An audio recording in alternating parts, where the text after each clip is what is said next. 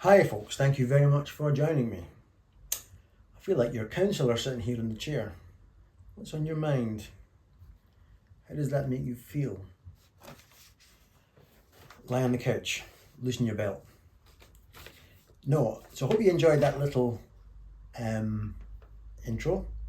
As usual, I'll do my breakdown in a minute. But you join me here in another hotel room. As you know, once a month I tend to go away for Paul Cook's little adventure, just on my own. In about an hour and a half time I'll be sitting in some local drinking hole with 2 glasses of red wine reading a magazine, and then I'll be going home via the chip shop. Simple pleasures, my friend, simple pleasures. So I'm in Kinross, which is just across the Firth of Forth, not very far at all from my home, less than an hour's drive. I went to a guitar shop in Kirkcaldy a minute ago just to have a walk around the town. I tried to set up an appointment with a particularly good guitar place called Unique Guitars, I think it's called, and he's got some real high-end Gibsons. I can't get hold of the guy. It's not a conventional shop that you just turn up, you have to book an appointment. But I guess he needs more than 24 hours. Fine, I'll come back to him at some point, give you a tour around his shop virtually. A list of things I'm covering here. Oh yeah, a few things then. My Cornell, all good. I've had that back now for a couple of weeks, but a few people have asked what was wrong with it. I play it all the time. Most days I play it, so it lives a sheltered life in some respects because it never moves and never gets gigged, but it is played every day, most days. It was a faulty, or what did he call it? A microphonic preamp valve. So he changed the valve, did a couple of other things that I can't remember, but nothing too major. 70 quid, done. And it's good now.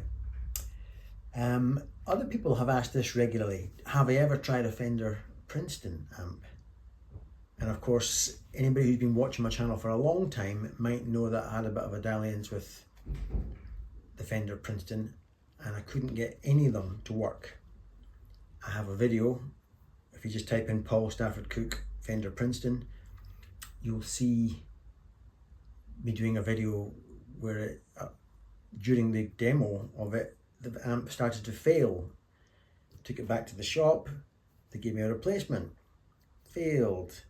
Took it back to the shop, didn't leave the shop, tried another one, failed in the shop. The manager of the shop says, to be honest, we are having a bit of a problem with Fender amps. Have you ever tried a hand-wired Cornell? And of course the rest is history. That's what took me to the Cornell. It was actually a desire for a Princeton. And it's funny that, because fast forward these years that I've had the Cornell, I was in Glasgow a few weeks ago and I wanted to try a Fender Deluxe Reverb, you know, the reissue series. This was a silver panel one. I probably would buy the black panel, although I wouldn't be buying any of them from Fender at the moment because I plugged it in. It's not working right. The vibrato channel not working. So every single Fender I've tried doesn't work. I love their guitars, but their amps at the moment I can't get any Fender amp to work, and therefore I'm kind of scorned for life. If I was going to get a Princeton or a Deluxe Reverb, I'd be going down the hand-wired route. I'd be getting that guy from Empre's Amps or Dana's Cornell or many other hand-wired. Flint, I'd get the guy in Glasgow, Flint. Another question, have you recorded any music? I talked about that last time, and the answer unfortunately is no, I've not recorded anything really. And I'm not in the headspace to do that at the moment. But it occurred to me, if you did want to listen to my noodles track by track without any interruptions of talking or any still photographs, track by track, you could do that if you wanted to by going onto my Instagram page. This is me not promoting my Instagram page, but for anybody who wants to just listen track by track by track, that's the closest I have to listen to any kind of album. My Instagram page, I think it's called Paul Stafford Cook. I think, yeah, Paul Stafford Cook Instagram. If I knew what I was doing, I'd put a clever link in the description. I don't know if I can do that or not. I'll try. Oh yeah, my Epiphone Riviera has been conspicuous, hasn't it, by its absence. I got rid of it some months ago, and it's no reflection on the Epiphone Riviera. In fact, it was, if I didn't have the guitars I have, it would be a great #1 workhorse. There was just nothing wrong with it. I just never ever picked it up because every time I would go for it, there was always something more that had more mystique in the room. There was always a Gibson or the guitars that I like, the Fender, the Oswalds. Every one of these is at a higher end in terms of the mystique, or it's custom built, or it's a custom shop. And of course the Epiphone was never going to win in that company, despite it being a great guitar. So it just felt wrong me having a guitar that I didn't ever play, so it's gone and it's in the hands of somebody who hopefully enjoys it. Because I had great pickups. I upgraded the pickups to from Ben, what's your name, Ben? Ben Murray. Murray's pickups from Australia. Great pickups. Just before I hand you over to my breakdown, a list of gear that I plan to buy in 2024, 0. I think I'm currently at saturation level on gear, so I'm all good. Before I go and give you the breakdown, look what I've got when I come home. I went to Costa Coffee and had half a caramel shortcake. I couldn't justify the whole bit, so I've wrapped it up. So I'm going to come home to a nice wee bit of Some people call it caramel shortcake, some people millionaires. So after my chipped fish supper. Anyway, let's get on with the breakdown. The intro then. A7, D, E minor, E for echo minor, D, back to A. And that's the G and A strings, folks. Up to D, the 4 chord, which is D9.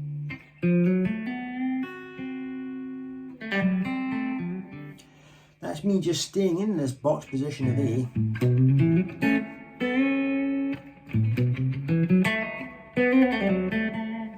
But whatever position I'm playing in, I'm obviously going to be referencing chords, because that's what elevates a player, is to reference chords. So by bending that up a semitone and catching that F sharp, I'm ultimately playing a D7, which is where the band is, even though I'm still contained within my box. Drop, hammer off, or pull off.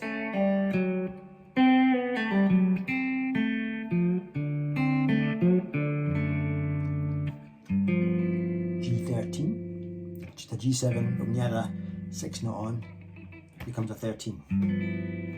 In a bass line. So that was just a typical bass line because we got back to the A, but now I'm raising tension with this classic blues trick of going B flat 13. We've all heard that. Sound in blues. So I'm just raising that to B flat 13 to there. Then a wee lick.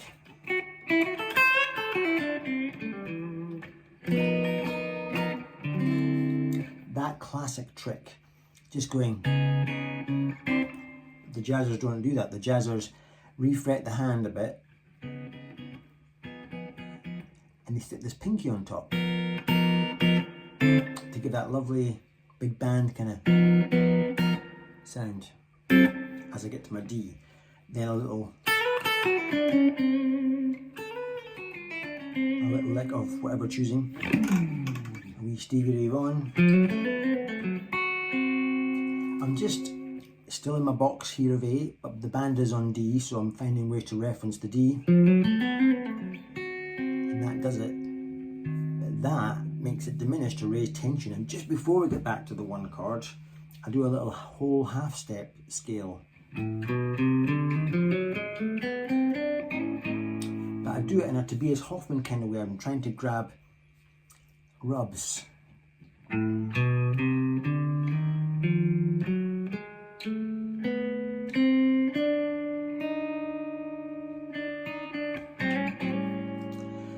Then watch this, that's A7, a little jazz rundown. So started in A7, that would be a A flat 7 if it wasn't for that. I was adding this pinky which takes the 5 note up to a 6. 5 to a 6. Down to a G13.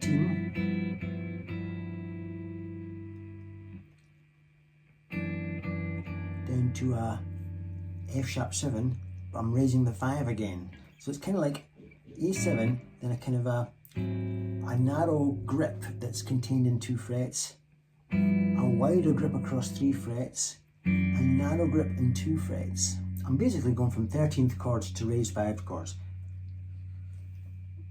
to prepare you for this type of lick, that type of thing. And all I'm doing is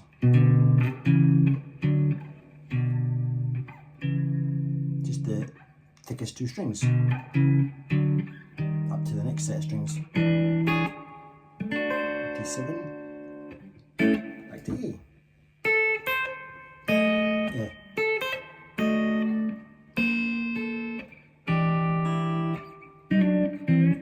Love that lick. Yeah. That's very dissonant. It's a D chord with a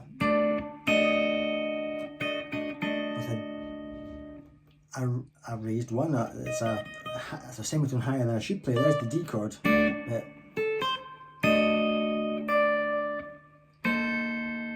I'm just barring everything there and sticking on that 10th fret of the B. How did I come up with this? I'll tell you in a minute.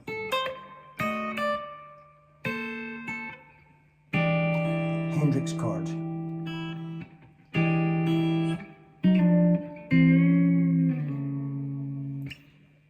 So that was just me. I think I heard Julian Lars do something like this. Did I copy him? I don't think I'm capable of copying him. So I think I just found what was making it sound so dissonant. I can't even tell you which track it was, but it was a lick like that, or maybe it's just a combination of things he does, that I heard that sound in my head and I found out how to make it sound like that.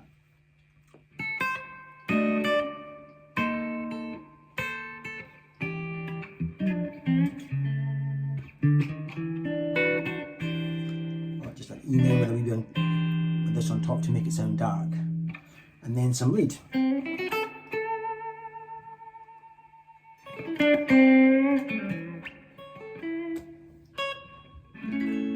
All the time I'm running down chords, but I do it so fast.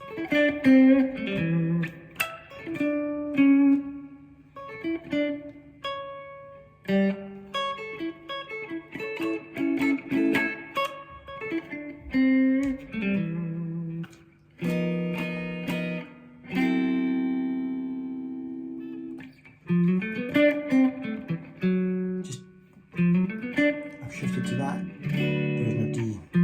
Let's for some licks. Down to my G13.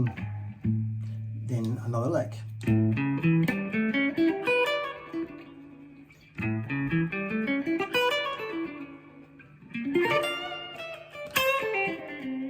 All that is, the band's gone back to A, and I'm just always on the lookout for clever ways to play around things. So it's a scale.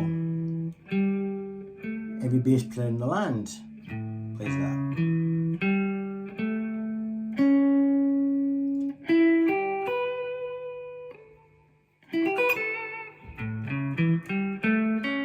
That looks in isolation like a little E minor. Don't think of it as an E minor, it's just notes within the A blues minor scale.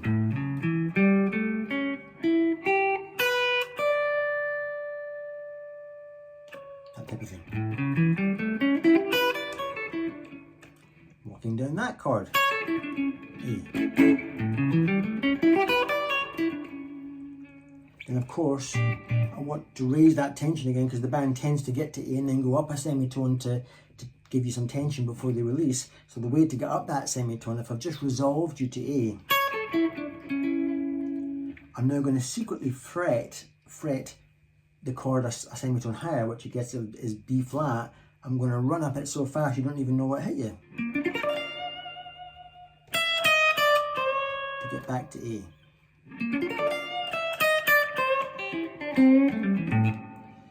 Right?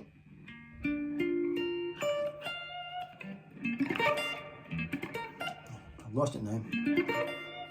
Then just walking down in semitones to resolve the tension that you're in.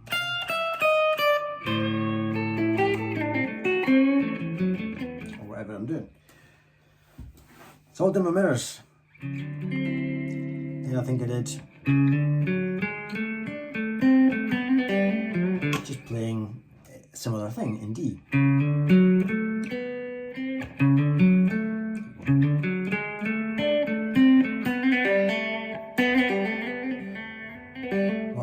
I just grab opportunities for things that I notice, like hammer-ons. If there's open strings, I'll ask myself, can I use them? To catch that G13 again. Again, I'm going to go up a semitone to give it some tension.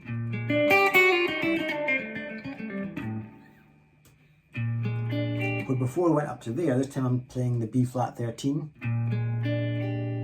So I'm kind of walking up it.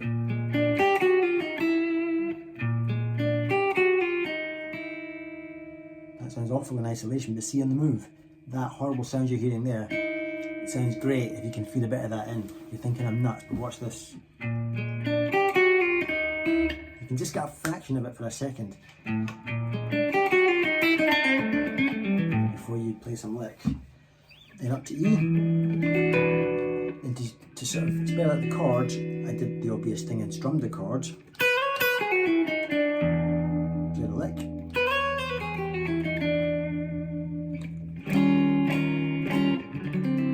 Same thing. Then to turn you around and get you into the walking bass thing.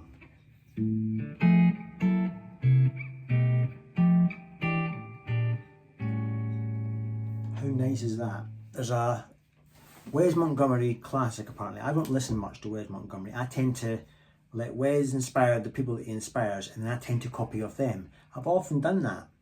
People say, Clapton, you like Clapton? You want to listen to who Clapton listens to? And I listen to who Clapton listens to, and I think, nah, shite. I don't like that. You like Steve Vai? You want to listen to who he's it? Shite. I like it distilled into the person that I like.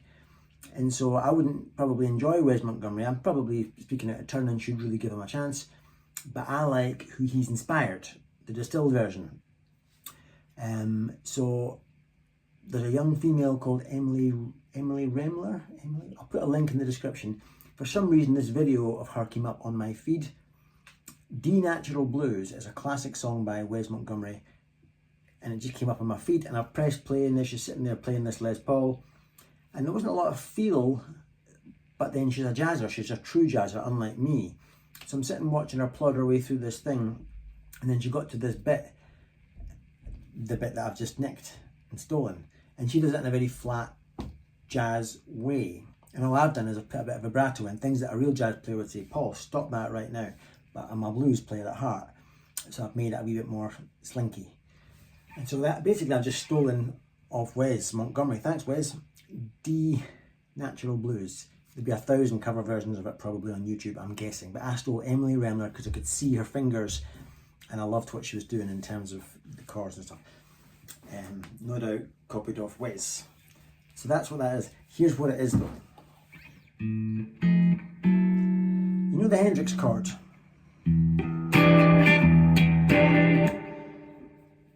We all know the Hendrix chord, yeah? It's like an E9 but with this raised. Don't even know what it's called.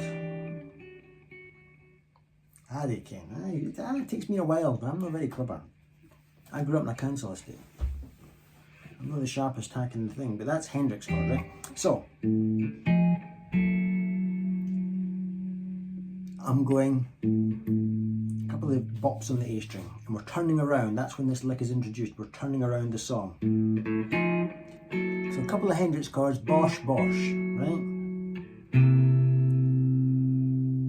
So I've not really moved my Hendrix chord much.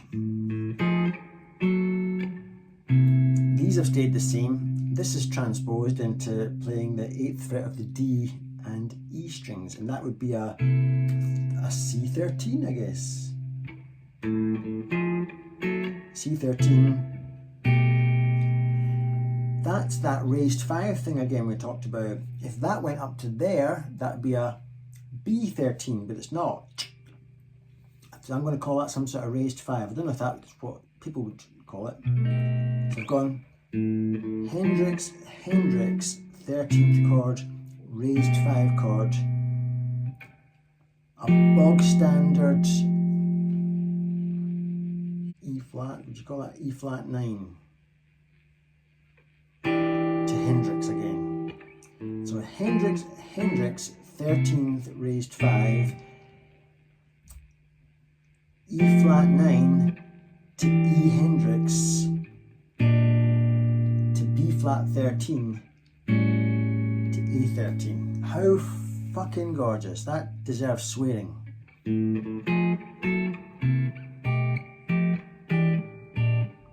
mean, fuck me.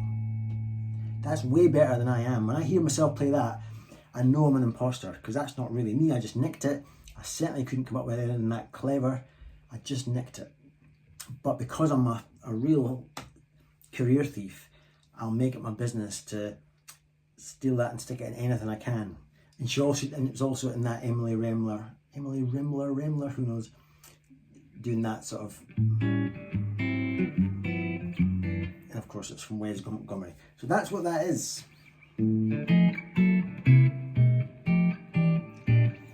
And then the actual bit itself, the bit that I stole from Emily, is this. G7,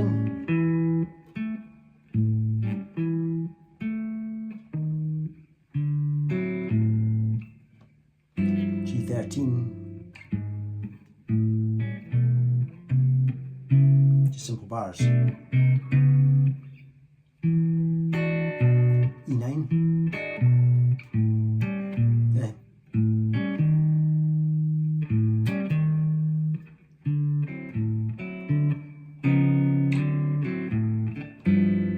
G13,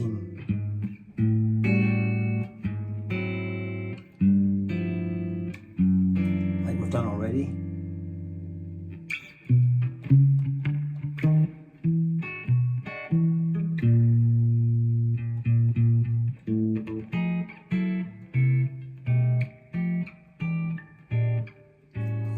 Oh, ho, ho, ho. I love that.